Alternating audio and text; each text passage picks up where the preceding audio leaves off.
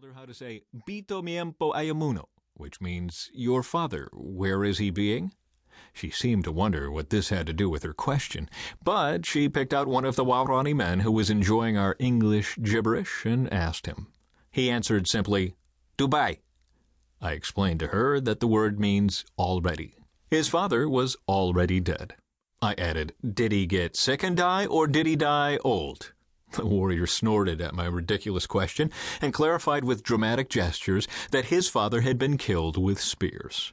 Did he just say what I think he said? The girl asked. Was his father speared to death? Who would do such a terrible thing? I informed her that the only people I knew of in Ecuador who had speared anyone in the 20th century were Waorani. I didn't expect her to take my word for it, and she didn't disappoint me. One of the other students picked a Waorani woman and asked her the same question. Same answer. After one more try with similar results, two girls in the group asked me to ask Minkai's wife Umpode the question. From the whispering I overheard, I gathered that they were sure someone as loving and as sweet as Umpode couldn't have been traumatized by something as horrible as the vicious murder of her father.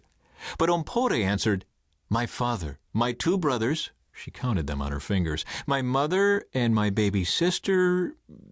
There seemed to be more, but she stopped there. All of them were speared to death and hacked with machetes. Then she pointed at the oldest warrior in the camp, who was quietly sharing a stump with one of the young male visitors. Furious and hating us, Dabo killed us all. My feisty tribal grandmother knew what the question was, so she decided to give her answer. She told how her family had been ambushed by another clan of Waorani. When the spearing was over, only she and another girl who was just reaching marriageable age were left alive. When she finished her narrative, which I hardly needed to interpret because her pantomime was as clear to the students as her words were to me, she pointed to one of the warriors I was sitting with and stated matter-of-factly, he killed my family and made me his wife. One of the girls in the group stammered, how could she possibly live with the man who had killed her whole family? I explained that the other girl who was kidnapped with Dawa was overheard complaining about her family being speared.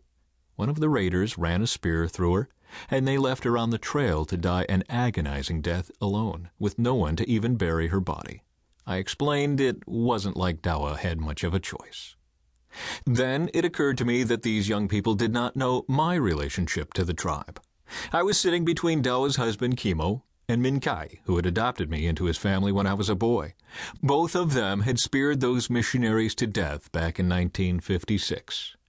Dewey was sitting across the circle from me. He had been part of that killing raid as well. They speared my father, too, I informed the group. I had my arm around Kimo, and Minkai was leaning on me and holding my hand in the familiarity that Waorani men feel free to express.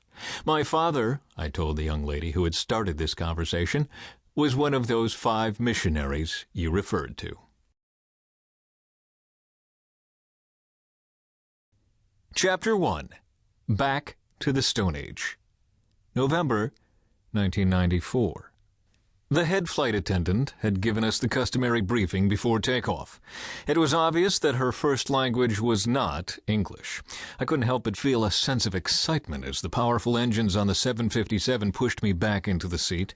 I love to fly, but not back where I was sitting.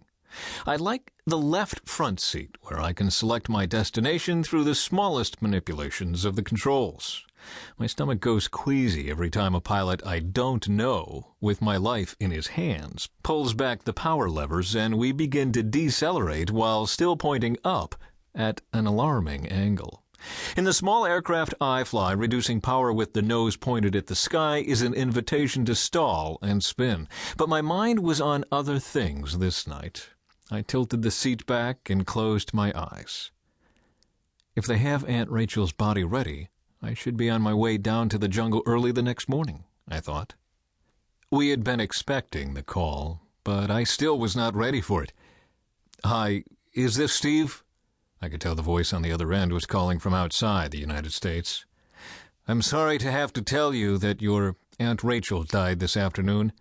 I think it would be good if someone from the family could come down. Remember, down here we have to bury within 24 hours. Aunt Rachel had been in Quito to receive treatments for cancer, but I knew she had wanted to be buried at home, in the jungle, with the people she loved.